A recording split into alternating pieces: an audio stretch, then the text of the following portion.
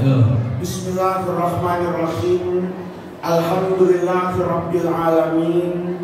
Wassalatu wassalamu ala asyrafil anbiya wal mursalin wa ala alihi wa sahbihi ajma'in. Amma ba'du. Segenap para alim ulama yang saya muliakan, para kiai, para asatidzah, para guru, pengurus DKM Masjid Al-Baitul Makmur. Tadi kata beliau mau menyerahkan kepada yang baru. Kalau lihat masjidnya kayak begini, jamaahnya kayak begini, ketua masjid, ketua DKM model beliau itu harusnya 10 periode. Harusnya setiap pergantian itu aklamasi. Kalau perlu dilestarikan sampai nanti ajal datang menjemput.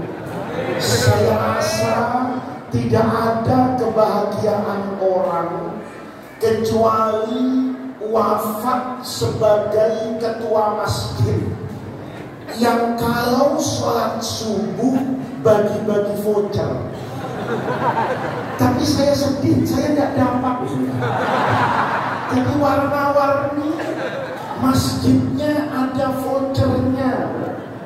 Bapak Ibu hadirin hadirat sekalian yang berbahagia, pagi hari ini pagi yang luar biasa. Sepanjang perjalanan hidup saya, baru kali ini saya diundang acara Isra Mi'raj subuh-subuh. Kalau maulid Nabi sebelum subuh sering saya. Kalau ceramah maulid itu ba'da subuh itu sering saya. Tapi Isra Mi'raj subuh-subuh baru kali ini. Saya itu tidak merasa datang ke masjid ini tuh mau acara Isra Mi'raj. Saya pikir pengajian subuh. Tiba-tiba itu banyak orang. Saya berpikir ini kayaknya Isra Mi'raj. Dan ini tentu Isra Mi'raj yang tidak pernah saya lupakan seumur hidup. Karena ini betul-betul mengenang sejarah. Isra Mi'raj Nabi itu malam-malam. Nabi menceritakannya pagi-pagi. Sayyidina Abu Bakar itu diberi julukan As-Siddiq. Itu diantaranya kata ulama, karena ketika Rasulullah menceritakan apa yang beliau alami dari peristiwa Al-Isra wal Mi'raj, sabihata dzalikal yaum, pada pagi harinya itu Nabi cerita perjalanan yang tadi dibaca sama Qori itu diceritakan sama Rasulullah itu pagi-pagi. Ini menunjukkan kita ini ada di jalan yang benar dan pada waktu yang benar. Jadi kalau diundang Isra Mi'raj malam-malam, saya itu ada alasan untuk tidak ceramah. Kenapa? Belum selesai Isra Mi'rajnya. Tunggu dulu, nanti Rasulullah selesai turun, baru cerita Al-Isra wal Mi'raj. Ini kata orang, mudah-mudahan menjadi tafakulan. Ini menjadi isyarat. Mudah-mudahan yang hadir pagi hari ini itu mendapatkan keberkahan dan semua kebaikan yang ada dalam peristiwa Al-Isra wal Mi'raj. Bapak Ibu hadirin sekalian yang saya muliakan, mukjizat Rasulullah itu adalah mukjizat yang bersifat abadi, berbeda dengan mukjizat semua nabi yang diberikan oleh Allah sebelum Rasulullah itu biasanya hebat di masa lalu, mengagumkan pada masanya. Seiring dengan perjalanan waktu, mukjizat yang Allah berikan kepada para nabi di masa lalu itu tidak lagi hebat dan mengagumkan kalau diukur pada masa sekarang. Ambil contoh misalnya Nabi Ibrahim.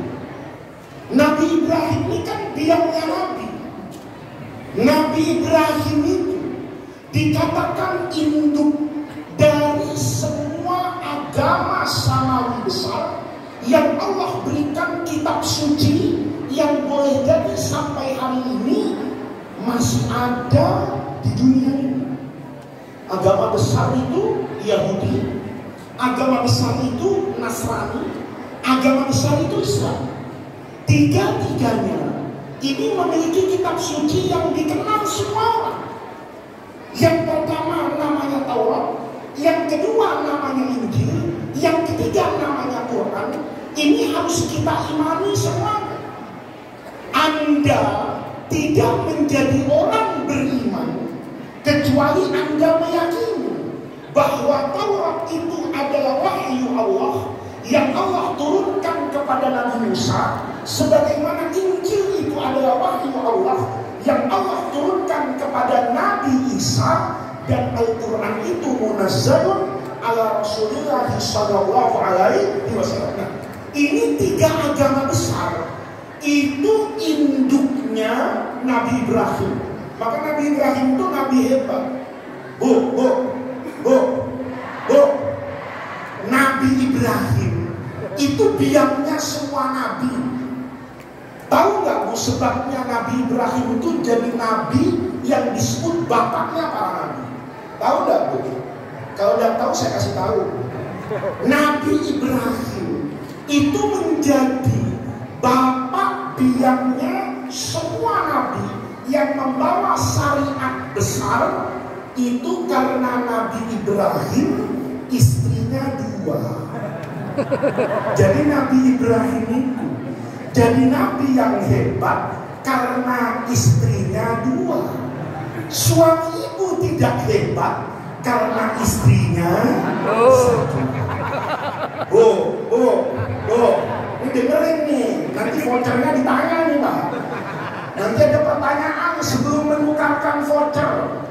Kenapa Nabi Ibrahim jadi nabi yang hebat? Jawabannya? Jawabannya karena istrinya. Kenapa jawabnya ragu-ragu? Al-Quran itu menceritakan banyak contoh rumah tangga. Ada rumah tangga dalam Al-Quran itu suaminya masuk surga, istrinya masuk neraka. Apa contohnya? Nabi Nuh. Apa contohnya? Nabi Nuh. Itu istrinya Nabi Nuh itu masuk neraka, Nabi Nuhnya masuk surga. Ada contoh rumah tangganya dibalik. Istrinya Allah kasih istana di surga, suaminya dibakar sepanas-panasnya di neraka. Itu rumah tangganya Fir'aun.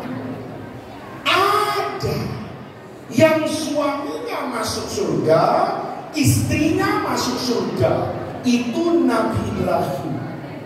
Kalau saya tanya sama ibu, dari 3 rumah tangga ini, ibu mau kayak Nabi Nuh, kayak Fir'aun, apa kayak Nabi Ibrahim?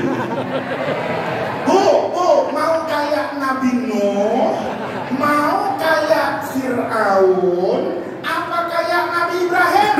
Jawab. Sebentar. Ini pengajian ada rekamannya, Pak. Rekamannya jangan hilang, Pak. Ibu-ibu tadi sudah saya tanya loh, mau rumah tangga kayak apa?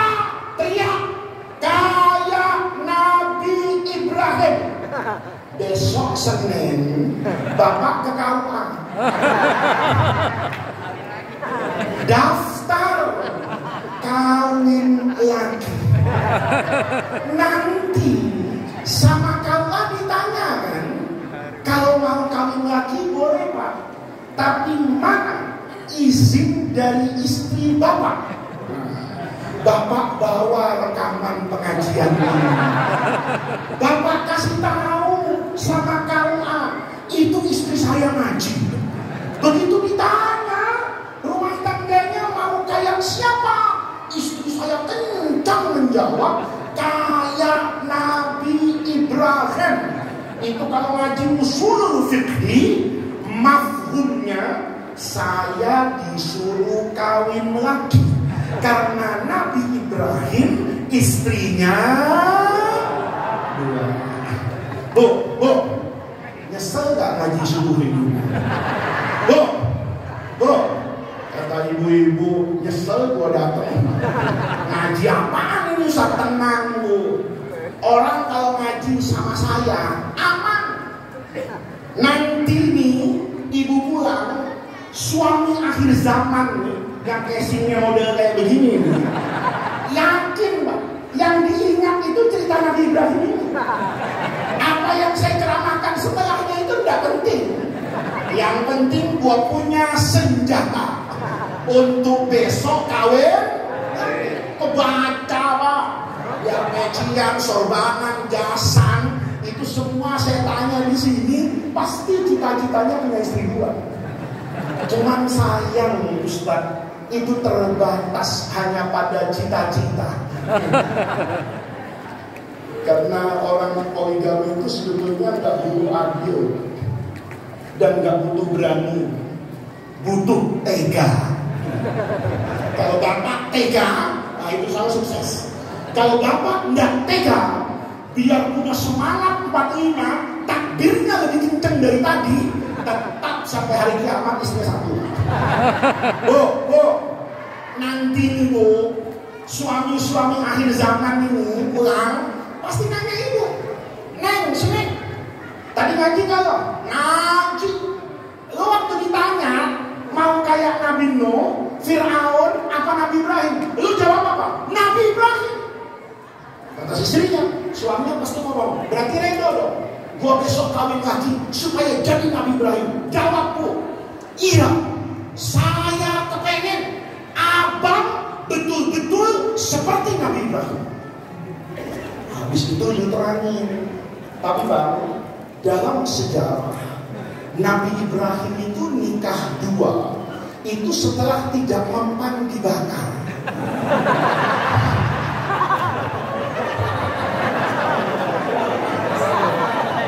Ini ngaji serius loh ya. Ini ngaji serius, bukan stand up komedi loh. Saya ini sebetulnya ceramah begini nih karena saya yang ngantuk Pak. Saya dari kemarin ini belum tidur. Jadi saya tadi datang ke masjid ini baru tidur 1,5 jam. Rasanya ngantuk. Kalau cerita serius, saya takut mic-nya lepas Pak ini. Bu, jawab ya Bu ya. Saya kepengen abang seperti Nabi Ibrahim yang melakukan poligami setelah tidak mempan dibakar. Dengar Bang, saya tidak minta abang berdakwah depan Namrud, enggak. Saya tidak minta abang dibakar kayak Nabi Ibrahim. Cukup abang ke dapur. Di dapur ada kompor gas. Saya mau nyalain dulu 5 menit. Kalau kompornya sudah nyala 5 menit, abang duduk di atas kompor. Kalau pantatnya nggak gosong, kawin lagi. Kalau pantatnya gosong, saya antar ke rumah sakit. Mudah-mudahan masih ditanggung sama BPJS gitu. Nah, ini Nabi Ibrahim, itu Nabi hebat. Kata Rasulullah, saya ini dengan semua Nabi itu saudara sebapak lain ibu. Karena Rasulullah itu keturunan Nabi Ismail. Nabi Ismail itu punya ibu namanya Hajar. Hajar itu istrinya Nabi Ibrahim. Nabi Ibrahim punya istri satu lagi namanya Sarah. Sarah punya anak namanya Nabi Ishak. Nabi Ishak punya anak namanya Nabi Yakub. Nabi Yakub punya anak 12. Yang 11 Nabi Yusuf, yang 12 Binyamin, yang 10 brengsek asalnya. Nanti Taubat 12-nya Allah angkat jadi nabi dan menjadi suku utama Bani Israel yang melahirkan semua nabi. Nabi itu paling banyak itu Yahudi. Nabi itu paling banyak anak keturunan Nabi Ishak. Dari Nabi Ismail tidak ada yang jadi Rasul. Lama sekali, ribuan tahun baru ada Rasulullah. Maka Nabi Ibrahim ini Nabi hebat. Dibakar nggak apa-apa. Suami ibu tadi sudah nggak jadi nih nikah lagi. Kenapa? Pakai kompor Pak Ustaz. Tadi nggak nyebut-nyebut kompor awal ceramah. Kenapa ujungnya ada kompor gas ini? Nah, lihat. Nabi Ibrahim itu hebat. Dibakar nggak apa-apa. Saya cerita itu di depan anak SD. Saya ini Ustaz yang lumayan pengalamannya. Ada panitia itu pernah nyiksa saya. Saya diundang ke TK. Saya pikir yang datang itu ibu-ibunya. Ternyata beneran anak TK. Ada 200. Saya baru naik mimbar, yang ini nangis. Saya baru pegang mic minta gantian. Bang, maju dia depan dengan bapak yang pegang mic. Saya kepengen luar biasa. Saya pernah ceramah depan anak SD.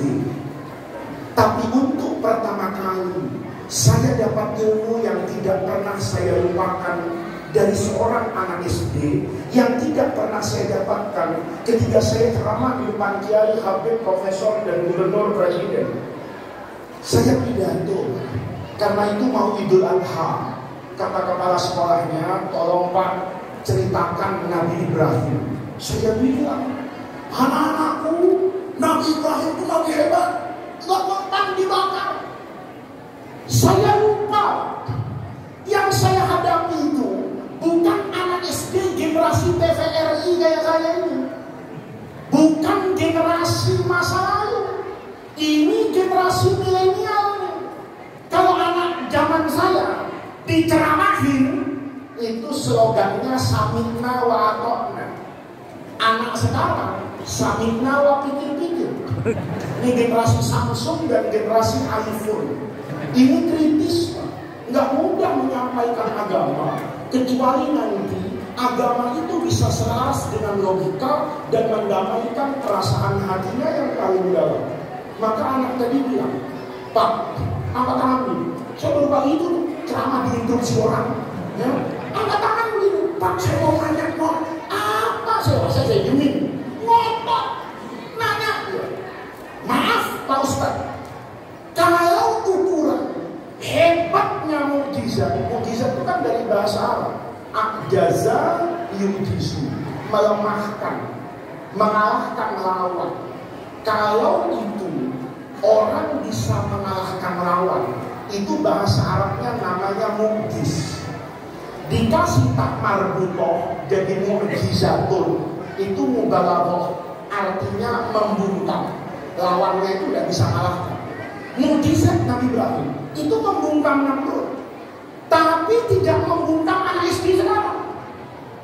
Kata dia, maaf, kalau ukuran hebatnya Nabi Ibrahim jadi ulul azmi minar rusul karena nggak mempan dibakar, maka kehebatan Nabi Ibrahim sama dengan tetangga saya. Saya pakai betul Nabi Ibrahim sama dengan tetangga dia. Saya tanya, tetangga lu siapa? Nabi Isa bukan, Nabi Musa bukan, tetangga saya bukan Nabi, bukan Rasul, bukan Kiai, bukan Habib. Terus siapa? Dia jawab, pemadam kebakaran. Saya mau tanya sama Bapak, bener gak jawabannya? Bener gak jawabannya? Bener. Nabi Ibrahim dulu mau dibakar, itu Nabi Ibrahim gak mau. Tapi kondisi yang memaksa Nabi Ibrahim untuk dilempar di tengah-tengah panasnya. Malaikat Jibril turun kan, bawa jimat bersertifikat halal. Ibrahim tenang. Allah sudah berfirman, ya nar, inakiroh, bukan ya nar. Nggak ada alif lam. Ya now, semua api di dunia, kata Jibril, tenang Ibrahim. Allah sudah jadikan semua api itu bardan wassalaman ala Ibrahim. Semua api. Kalau pas Nabi Ibrahim mau dilempar ke api, ada ibu-ibu di Cibitung masak air. Itu kompornya dinyalain dari subuh sampai kiamat kurang 2 menit kagak mateng. Semua api dingin. Itu Nabi Ibrahim. Pemadam kebakaran, ada api didatangi.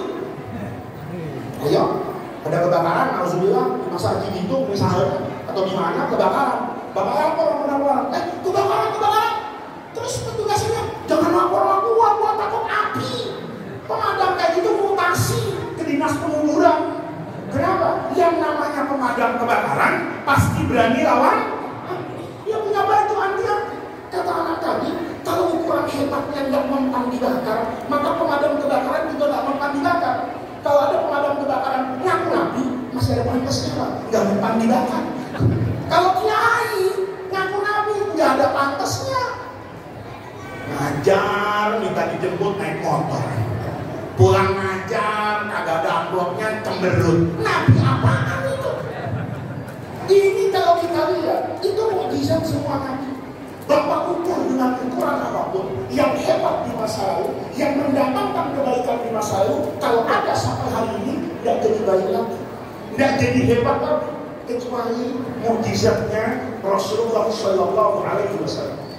Pertanyaannya, mukjizat Nabi itu yang harus kita ingat dari Isra Mi'raj itu apa? Banyak orang meributkan Isra Mi'raj pada konsep bagaimana tuh? Masa iya sih? Dari Masjidil Haram di Mekah, mudah-mudahan nanti Bapak bisa ke Masjidil Haram, itu melewati Masjid Madinah loh. Itu 3 masjid yang disebut. Cuman yang dimantuk, yang tersurat itu 2. Tapi yang tersirat itu 3. Karena Nabi itu diisrokan minal Masjidil Haram. Kemana? Ilal Masjidil Aqsa. Aqsa itu dalam ilmu bahasa Arab itu namanya isim tafdil. Kalau ada orang bagus, ada yang paling bagus. Ada rumah dekat, ada yang paling dekat. Kalau Nabi diisrokan dari Masjidil Haram ke masjid yang paling jauh, maka sebelum yang paling jauh ada masjid yang jauh. Apa masjid yang jauh? Masjid Madinah. Nabi itu melewati Madinah untuk sampai ke Yerusalem. Itu menurut